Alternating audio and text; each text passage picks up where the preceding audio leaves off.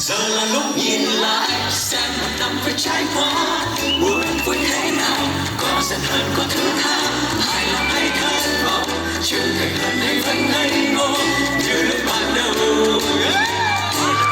Dù là như thế nào, dù mọi điều đã có ra sao, chỉ cần quay lại một nụ cười vẫn nở trên môi. Thành công thất bại chỉ là chuyện năm cũ thôi, đón chào năm mới.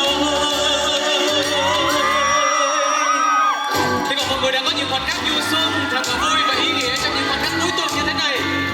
Và mong chờ không bao giờ hết những tiếng vỗ tay và những sự cổ vũ từ tất cả mọi người ạ. Xin cảm ơn vì ngày hôm nay đã đến đây với chúng tôi ạ. Và chúc mừng năm mới mọi người nữa không ạ? Cho thấy trên đôi tay nắm tay của mọi người vỗ theo tiếng nhạc được không ạ?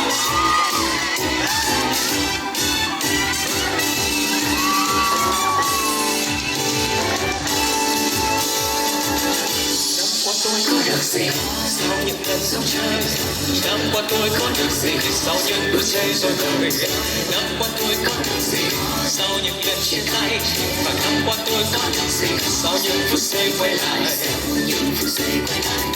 Giờ là lúc nhìn lại xem một năm vừa trải qua, buồn vui thế nào, có giận hờn có thứ tha, hài lòng hay thất vọng, trưởng thành hơn hay vẫn ngây ngô như lúc ban đầu.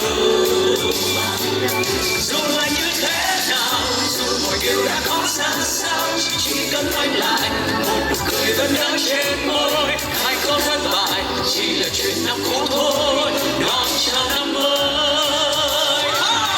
Vậy là hết một năm, hầu về với trái qua, nhìn xem thế nào, có giận hờn có thứ tha, hài lòng hay thất vọng, trưởng thành hơn hay vẫn ngây ngô như lúc ban đầu.